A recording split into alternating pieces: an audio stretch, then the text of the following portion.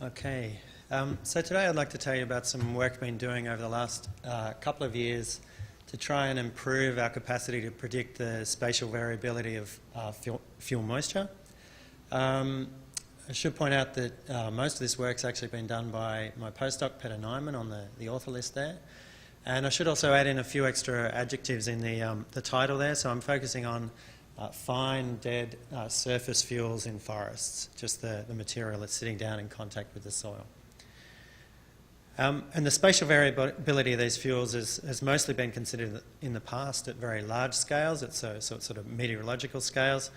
And today my focus is really on the kind of topographic scale, so much smaller scale, and kind of looking from the bottom up. Okay, so fuel moisture is obviously very important. It's a critical factor in ignition probability. It's very important for rate of spread. It's a critical factor in successfully modelling the spread of fire, and also for things like scheduling of fuel reduction burns.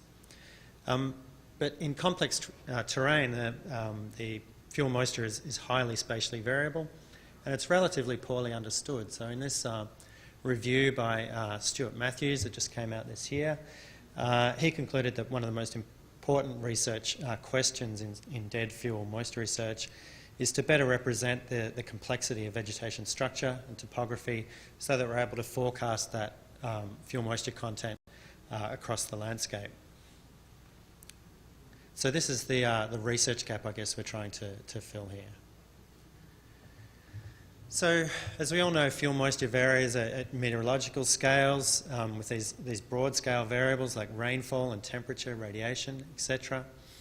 But at much smaller scales, it's the topography that dominates, and it's the topography that creates the spatial variability. So things like orientation, so slope and aspect, drainage position, so slope and aspect obviously affects the radiation inputs into the system.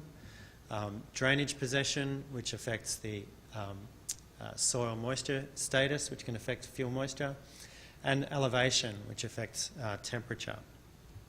So basically what we're trying to do is downscale these larger meteorological pixels or predictions of fuel moisture using topographic information. And today I'm just focusing on one element of that topographic, one of those topographic drivers, and that's aspect, and how aspect interacts with vegetation to create spatial variability. Okay, so just quickly, how does aspect create spatial variability in fuel moisture? So it's pretty straightforward. At the scale we're looking at, rainfall is relatively uniform. So this is the scale of sort of tens of metres to 100 metres maybe. Rainfall is relatively uniform.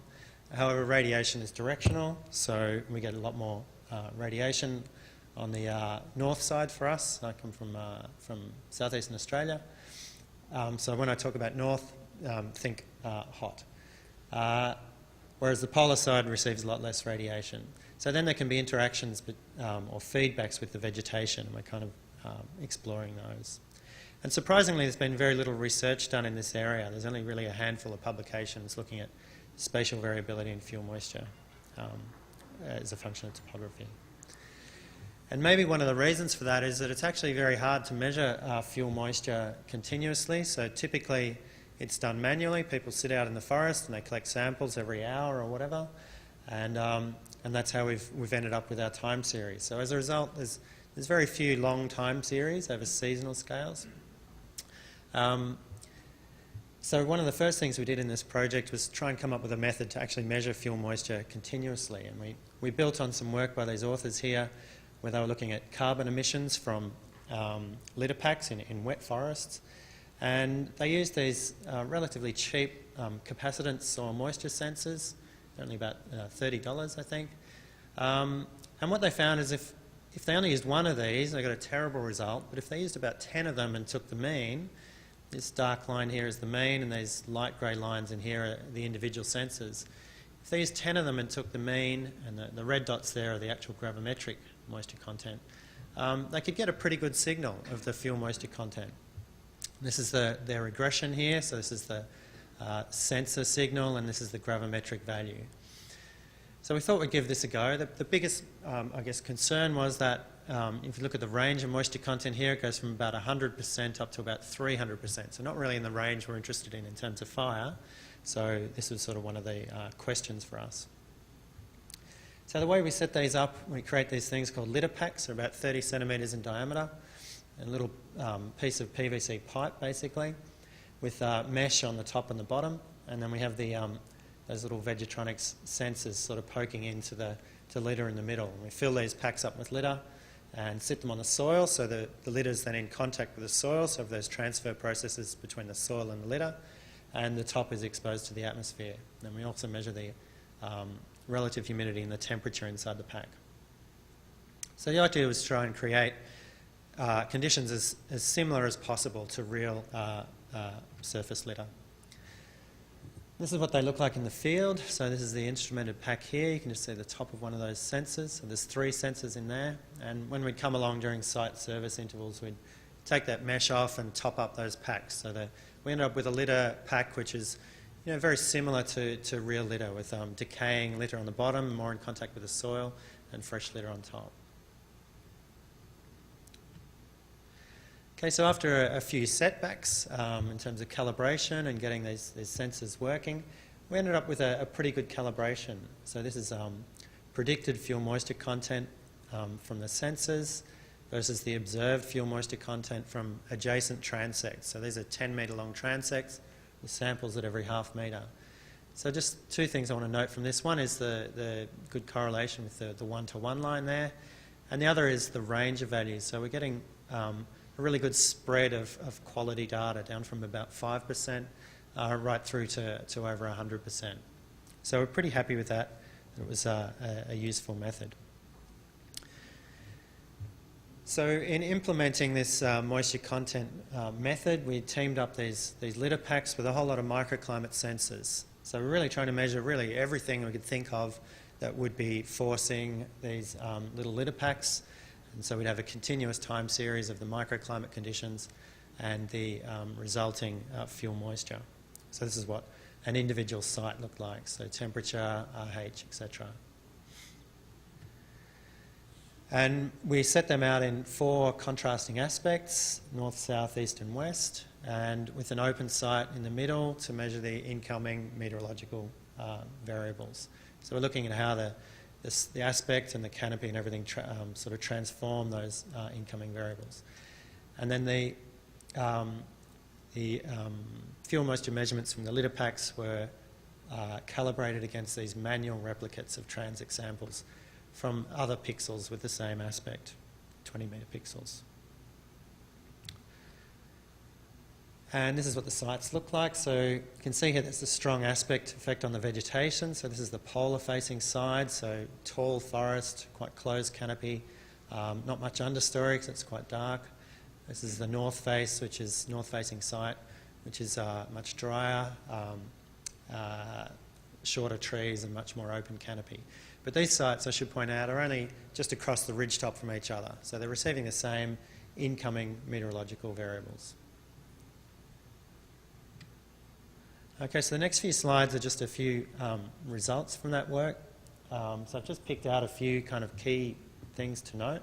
So the first one here is that we kind of thought initially that just knowing the microclimate information under the canopy sort of at screen level would be sufficient to kind of understand what's going on. And this kind of data sort of suggests that's not the case. So at the top here we've got the screen level temperature from each of those different aspect sites as well as the open site. And what you can see there, this is over 6 months.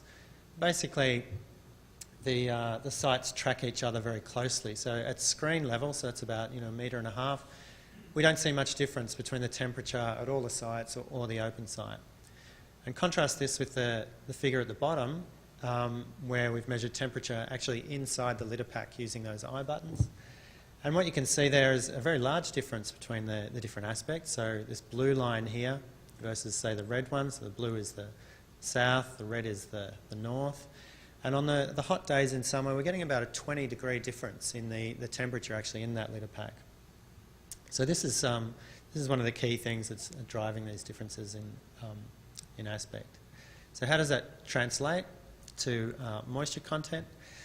So this graph here shows 6 months of data. So this is starting at summer, going through to the end of autumn.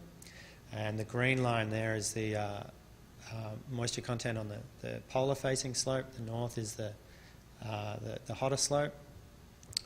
And I guess there's a couple of things I want to point out there. The first is really just the magnitude of the difference. You know, this is an enormous difference in fuel moisture, sort of well into summer. You know, halfway through summer, we've got 100% fuel moisture on one aspect, and down to sort of wildfire conditions on the other aspect. The second thing I think is interesting to note, now we have this sort of high temporal resolution information, is the way that the kind of landscape converges. So sort of coming back into late summer here, so right up until here, you've got big differences with aspect.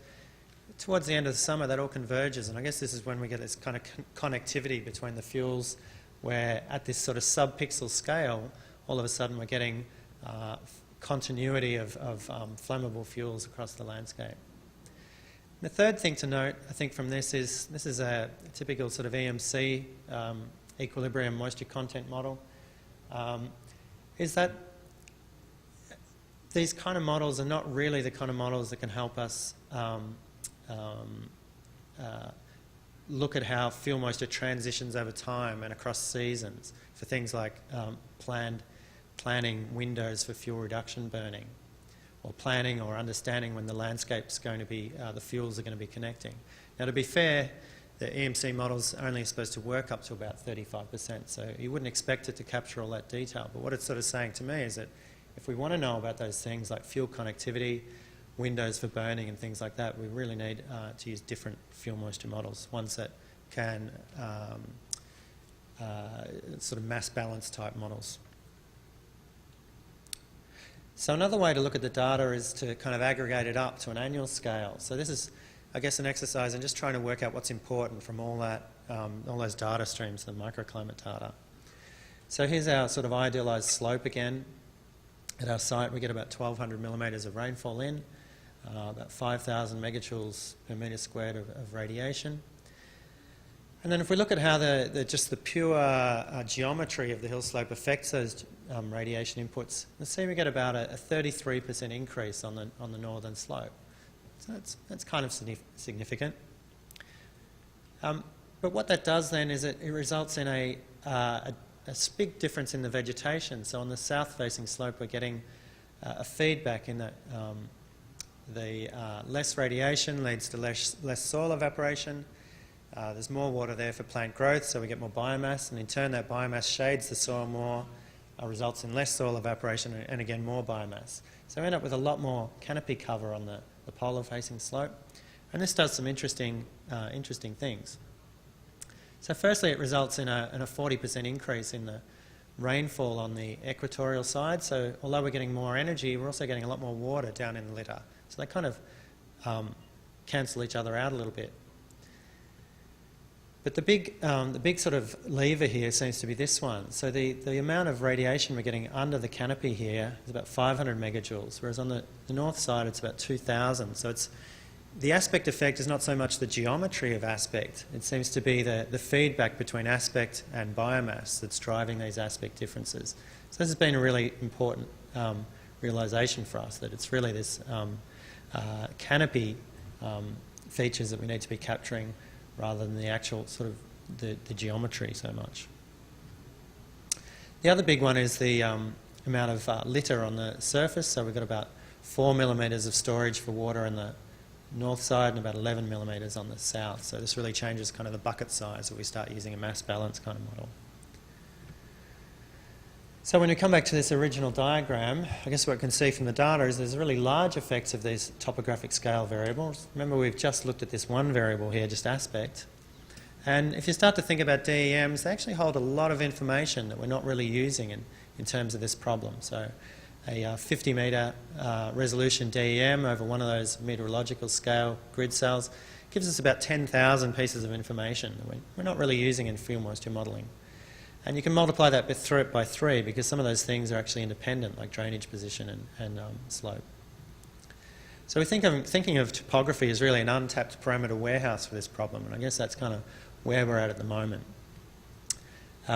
And just looking at some examples of that, this is aridity, which can be mapped using the 20-metre DEM, and its relationship with some key variables like litter load, throughfall, and radiation, all very strong relationships. So our plan is to use those mappable properties to start to parameterize a spatial model. So we're just finishing up this aspect work, or the field component of it. We're moving into looking at that drainage position part, so instrumenting down a drainage line, and also looking at these aspect effects along a long rainfall gradient. And that's the work planned for the coming year, to try and disentangle all these topographic components. Thanks. Take some questions.